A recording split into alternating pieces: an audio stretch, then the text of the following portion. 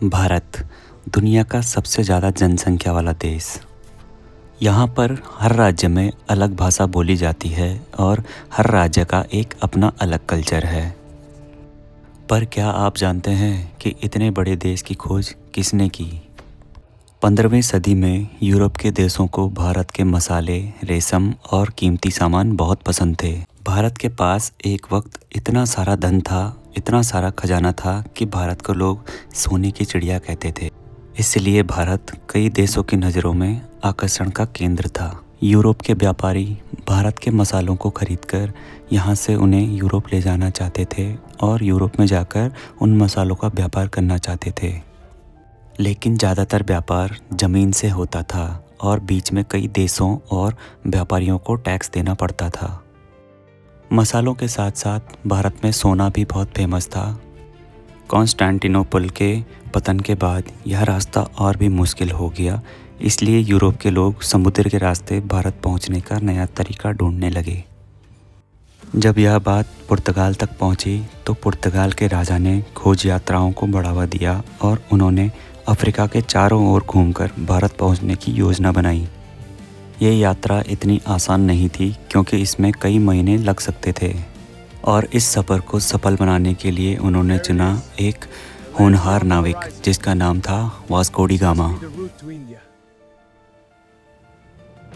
इस यात्रा की शुरुआत 1497 ईस्वी को हुई थी, जब 8 जुलाई 1497 को वास्को डी गामा पुर्तगाल से 4 जहाज़ लेकर निकले। अफ्रीका के पश्चिमी तट से निकलकर वे अफ्रीका के दक्षिणी छोर केप ऑफ गुड होप को पार करते हुए आगे बढ़े। यह बहुत खतरनाक हिस्सा था जहां पर तेज़ तूफान, ऊंची लहरें और अनजान रास्ते थे। आगे बढ़ने के साथ साथ उनकी समस्याएं और बढ़ती जा रही थी क्योंकि नाव पर खाना और पानी ख़त्म होता जा रहा था, जिससे उनके कुछ नाविक उनसे वापस चलने को भी कह रहे थे, जिससे उनकी समस्याएं और बढ़ती जा रही थी। और जब वे अफ्रीका के पूर्वी तट पर पहुँचे तब उन्हें एक अरबी नाविक मिला। उस नाविक ने उन्हें भारत का सही समुद्री रास्ता बताया। इसके बाद वे हिंद महासागर पार करके भारत की ओर बढ़े। 20 मई 1498 को वास्को डी गामा भारत पहुँचे। वे सबसे पहले कालीकट केरला में पहुँचे, जहाँ पर राजा जमोरिन ने उनका स्वागत किया। लेकिन कुछ समय बाद उन दोनों के बीच व्यापारिक मतभेद उत्पन्न हो गए।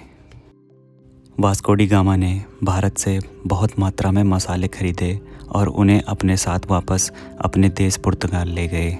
और जब वे अपने देश वापस लौटे तब वहां पर उनके राजा द्वारा उनका भव्य स्वागत किया गया, क्योंकि इस खोज ने पुर्तगालियों के लिए भारत के साथ सीधा व्यापार मार्ग खोल दिया था, जिससे भारत के इतिहास में एक नया अध्याय शुरू हुआ। वास्को डी गामा ने 1502 में दूसरी और 1524 में तीसरी बार भारत की यात्रा की और अंतिम यात्रा के दौरान कोच्चि में ही उनका निधन हो गया। भारत की खोज का मतलब यह नहीं है कि भारत पहले मौजूद नहीं था। भारत पहले से ही एक प्राचीन और समृद्ध सभ्यता था। वास्को डी गामा ने सिर्फ यूरोप से भारत तक नया समुद्री रास्ता खोजा था।